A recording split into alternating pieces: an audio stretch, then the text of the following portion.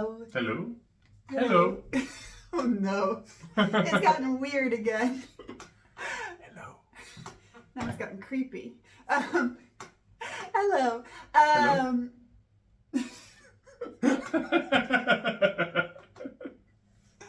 Oh, this is going so well so far. Hello. Hello. So today we're doing a slightly different kind of video. If you're new, I'm Cara, and I'm this Laurent. is Laurent, and I am not French, and you are French. I am. And we're doing kind of a classic French thing that, ironically, I have done and you have not done before. What are we doing? We're going to the biggest flea market in Paris. Oh yeah. When I say the biggest flea market in Paris, it sounds like a flea market of a slightly larger than normal size. But this flea market is the Marche de Puces de Saint-Ouen. I will spell that because for Anglophones, it is not spelled like it sounds. So we are going to go and have a little shop around, and this is like literally a city that is a flea market. It is insane. I can't wait to discover it. I've been near it already, but I've never got into it. You've never seen like the inside part. No. So this is one of the things about the Marche de Puces de Saint-Ouen is that it's actually kind of like 3 or 4 different flea markets in the same complex. And when I say that, there's 3 or 4 different buildings, but even past that, there's actually like 3 or 4 different styles of flea market. There's kind of the flea market of like knockoff Chanel bags and kind of fake brand name things that's on the outside. So that's probably what you've seen when you've passed close to it. There's also kind of a less expensive part that is outside of the main part. Then there's the main part, which has some more moderately priced things and some very, very expensive. It's like buying the Louvre. Very, very nice, but very expensive shops and stalls. So we're going to go have a look around. Oh, we've got our list. Yeah, here's our list. Yeah, I'm the one doing the questions. So we are going to see how to get there. Yes, how to get there. It is not outside of Paris, but it's right on the edge. So it's good if you kind of know. Yeah, and even when you arrive there, you don't really know where to get in. It is not obvious where to go in. We'll see how to get in and which are the different parts. I'm following my points on the list. What are the different parts, the cheap one, the moderate one, and everything. And how to find the parts that the locals go to, because there are like very touristy parts, and then there are the local parts where you really get the better bargains. So a lot of this video I'm going to be showing you guys where the better bargain things are, because I'm on a budget, maybe you're on a budget too, and it's nice not to break the bank on antiques. Yeah. Also, we're going to talk about the more practical things. Where to get cash. Should you go with cash with you, like with your pockets full of a lot of cash, or not? We will talk about that. And about more practical thing like toilets. There are toilets. In the world or at the flea market? In the world. Oh, they Toilets exist. They're not a myth. Also about getting food there. There are quite a lot of places where you can eat. Is it safe? We're going to talk about safety. Today we're going together, but I have been there as a single woman on my own many times. So we're going to talk about... She's tall and she's very impressive. I'm aggressive. I'm mean. No, but talking about like, do you feel safe going there if you're a tourist, if you're a single woman traveling, if you're a single person of any gender traveling? How safe does it feel when you're actually there? Oh, and then the last thing we're going to talk about is how it works if you buy something big that you can't carry. We actually have a few things on our list that we want to buy today. None of them are that giant, but I have bought large items there in the past, and so we'll talk about like what happens if you buy a sofa or an armoire or a desk. Yeah. Should you bring it back in the metro with you? Yes, that is. Well, as I say that, I'm literally looking over there at a dressmaker's dummy that we did bring back in the metro from the Marche. On our list today, for things that we're not like desperate to find, but things that I would like to find for, if you're new to this channel, we are renovating a 224-year-old farmhouse in the French countryside, and it needs some furniture. So Does it? things. I mean, it already has a lot of furniture, arguably too much furniture, but it needs different furniture because the furniture that's there is not like the most useful sometimes. Like the broken antique coffee grinder that we found is not. It's cool. It's not ideal when you need a mirror. That's a canoe. There is a canoe, A yeah. canoe is definitely better than a mirror. I can't argue with that. No, that's true. Vote on that in the comments. Team So, canoe or team mirror? do you get the feeling that you've been invited along just to carry stuff back? Yeah, I really feel that strong feeling. Anyway, we should get going because first off, the first little tip of this video is it is Monday today, and on Mondays they do tend to pack things in, and it's already 12:30, so we wanna get this ball rolling. Let's go. If you're going to the Marche de Puces on public transport, you have a couple of different options. You can of course take the metro. You can take line 4 in the direction Bagneux and get off at Porte de Clingencourt. Or you can take line 13 in the direction Saint-Denis and get off at the stop Porte de Saint-Ouen. But we're not doing either of those. In fact, we are doing my favorite public transportation in Paris, which is the tram T3B. There are different tram lines that go all around the outside of the city, and since my apartment is pretty close to the outside of the city, we can just get on the tram and then take it right around the edge straight to the Marche de Puces. This is a really easy and cleaner way to get around Paris. It's also a little less claustrophobic if you don't like going underground or the crowds, because normally the tram is slightly less crowded than the metro. You can use your normal metro tickets, the same one that you use for the metro, on the tram, but you do have to validate them. There are machines to validate your ticket on every tram car, or you can use your Navigo, which is a daily or monthly pass. So another nice thing about the line T3B, tram 3B, is that it also goes to the Bois de Vincennes, which is on the far east of the city on one end, and soon it's going to go past where it does now, all the way to the Bois de Boulogne, the other big park of Paris. So you have a lot of options for things to see on just this one tram line. Now once you get off of the tram or the metro, you're coming from the same direction either way, the first area that you arrive in might be a little misleading. This is the exterior market that we talked about. Most of the things here are either trainers, clothing, bags. Most of them are knockoff, but keep walking. You'll pass through the knockoffs area and come to this underpass where you want to, again, keep walking. And once you get across the highway to the other side, you arrive in the outskirts of the antiques part of the market, which is the main part of the market. Now, this part can also be slightly misleading because on the exterior, even though it's already antiques, it tends to be more shops and storefronts than the booths and independent sellers that are more the flea market vibe. You want to dive in and keep going towards the center of the market to find the booths, but it is worth looking in the shops. Have a poke around, but once you're ready to go into the real flea market, look for one of these small side streets. They will lead you into the maze that is the center of the flea market, and this is where you're really going to start to find the kind of flea market vibe that you probably were imagining.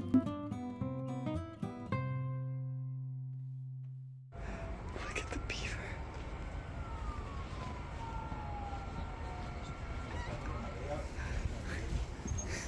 Is this what you came to see? Yeah. The pipe smoking beaver? Yeah, and the fancy bicycles from the 50s. But mostly the beaver. Yeah. The bicycles are beautiful.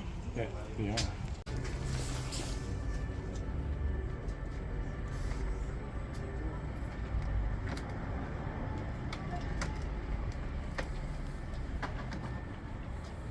Hello. Yeah, these are Solex. These are? Solex, it's written somewhere. Solex. Solex, and it's like a front-wheel drive kind of moped that was released in France after the war, maybe before. So it was like very fuel efficient. So it was doing around 1 liter per 100 kilometers. So it was very inexpensive to ride. That's quite cool. Yeah. There's so much to see in this maze of small side streets that go through the center of the market. But like I said, the Marché des Puces is really several different markets rolled into one. And another form of the Marché des Puces is the indoor part. There's several different warehouses like this one. This is Malassis. They all have different names and they all house stalls, but also shops, but also food and bathrooms and all kinds of different things. And to see a different vibe, often more of a collector type vibe, it's really worthwhile to go through the big warehouse buildings as well.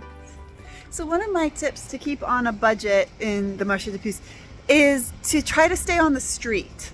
The minute you get inside, prices tend to go up. So if you look for areas like the one we're in right now, where there's a lot of merchandise out on the street, then you're going to be in more of a bargain area.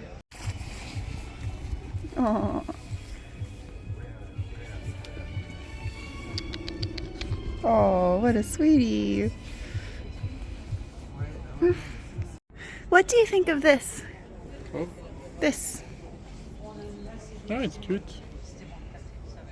I was hoping to find more things in frames, but I quite like the colors. And there's also this one. Mm-hmm. It's very pretty. Let's ask how much they are. Yeah. We did ask how much they were, and they were 200 euros each, so we did not get them. Something I really love at the Marché des Puces are these little booth storefronts that are set up really like an example apartment. So you can see how the furniture would work in a real home, and it's kind of like stepping into someone's home who has beautiful, beautiful furniture. It's quite interesting to see them all, and they're beautifully done.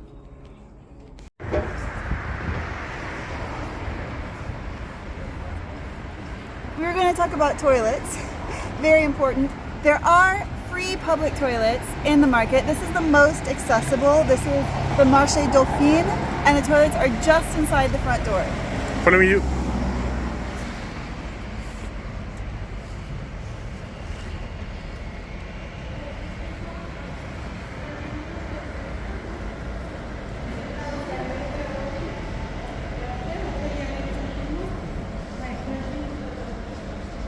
And there's nice art on the walls too.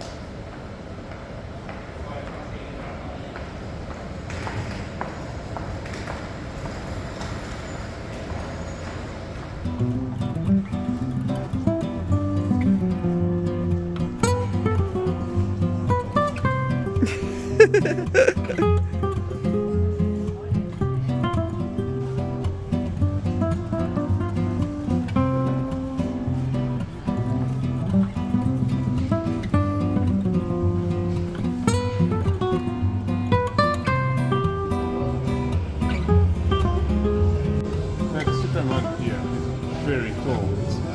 He's much taller than I am, but he has a very small head. His head is half the size of yours. Yeah. And that's a fancy intent. Yeah. Oh. That Superman has some problems. If shopping makes you hungry, the indoor section has several different restaurants. These tend to be about the same price as a typical Central Paris restaurant, maybe 15 to 20 euros for a meal.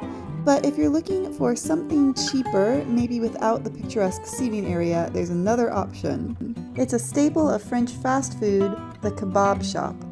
This is a typical kebab shop that is all over France. They sell kind of fast food of different types. A lot of it's kind of Indian or Middle Eastern inspired. But I just want to point out something for Americans or for anyone who comes from a place with real Mexican food, that if you order a taco, it is not going to be a taco. It is a French taco, which I love. I love a French taco, but should not be named a taco because it's basically a tortilla wrapped around French fries, some kind of meat or falafel, cheese sauce, and some other kind of like Algerian or mayonnaise or samurai sauce.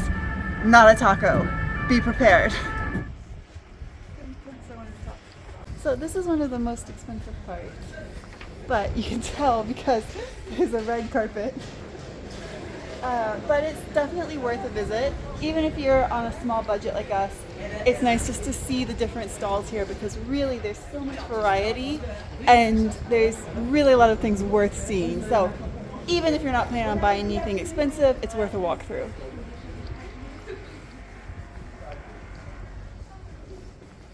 No. Lot of chandeliers. So many chandeliers.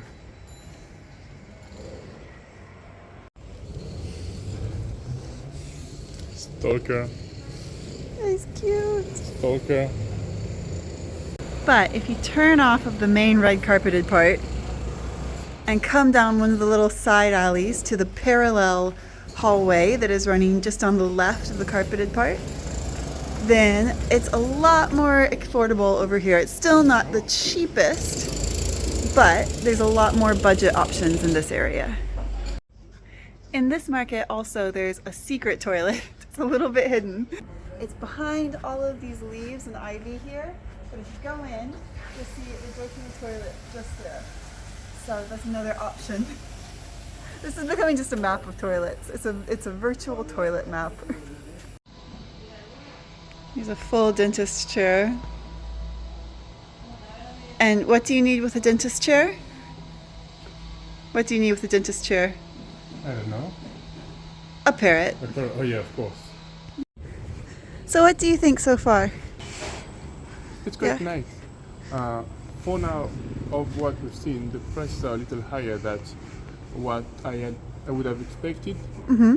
Of course, people need to make a living out of what they sell, Yeah. and it's more expensive than what you would find on Craigslist. But you have a very big panel of very nice, nice objects. Most of the stuff that's here, I would say, is probably slightly more expensive, but also slightly better quality than what you would normally expect from a flea market. Because Yeah. when I think about like a flea market, I think of like slightly more used stuff. What That's are you a doing? very fancy Mickey Mouse. Oh, yeah, I'm glad we got that. That's important. But when I think of a flea market, I think about slightly more used, not shabby, but like just, you know, definitely well-loved stuff. And you do have that kind of stuff here, but a lot of the stuff you have also is like museum quality antiques. Yeah. So you kind of have to look for the less expensive things a lot more than you have to look for the really high quality things. Now we're getting out of the main part of the market. This might look like a typical Parisian street, but don't be fooled, we're still in the market. There are a few parts that are slightly separated from the central section. So we're about to enter my favorite part of the Marche des Puces de Saint-Ouen, and this is kind of a local secret. This is not the touristy part at all. This is Rue Paul. It's kind of on the edge of the market, but it's where you're going to find the best deals.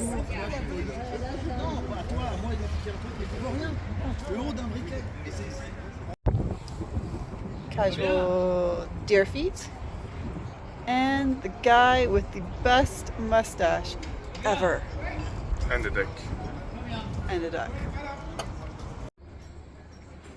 I have really a lot of questions about what's happening here. Rue Paul has a lot more of an eclectic mix of items, from furniture to knickknacks, even old shoes, African art, and several shops selling vintage clothing and jewelry. Although possibly my favorite part is Oscar the guard dog. Cuckoo, Oscar! Aww.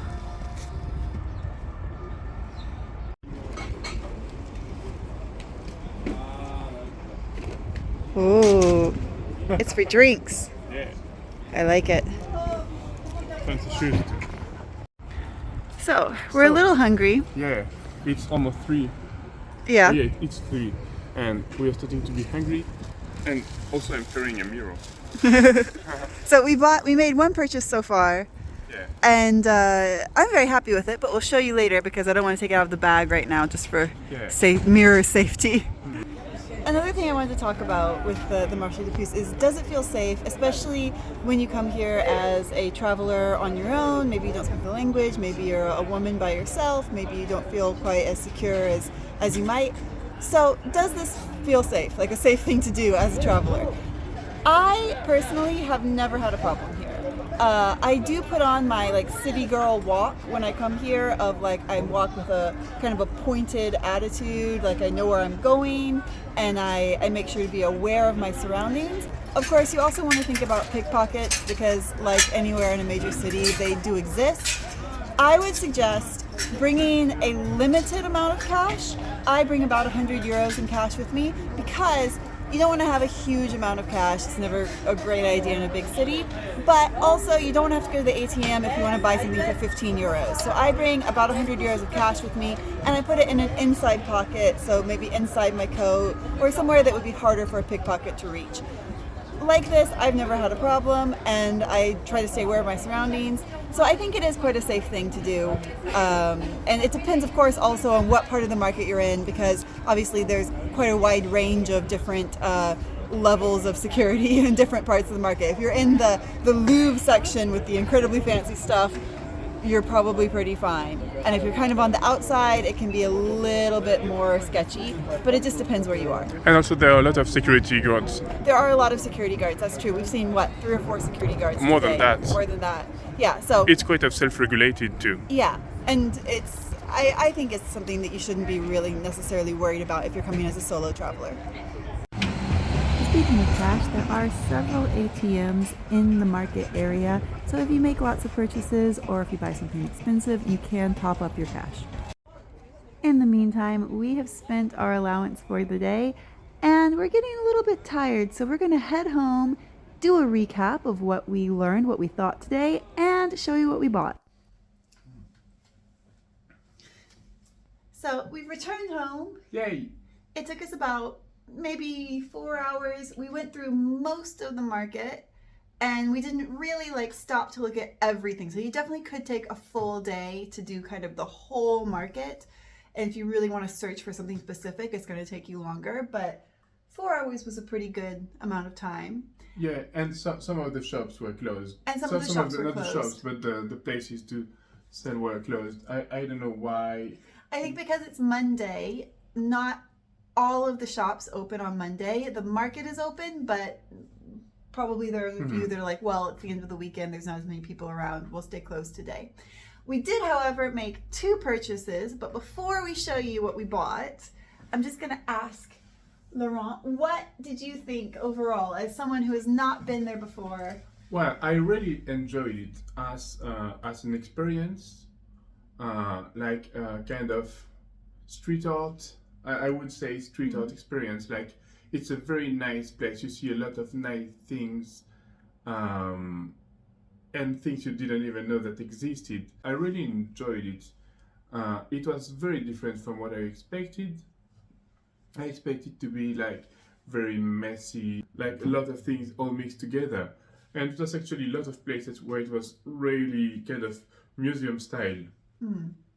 But also for the objects, I thought it was quite expensive compared to what you can find if you look very long time on maybe Facebook Marketplace or Le Bon Coin, which is the French Craigslist. I think it's quite good if you go without the idea of buying something and just to watch it and to visit it.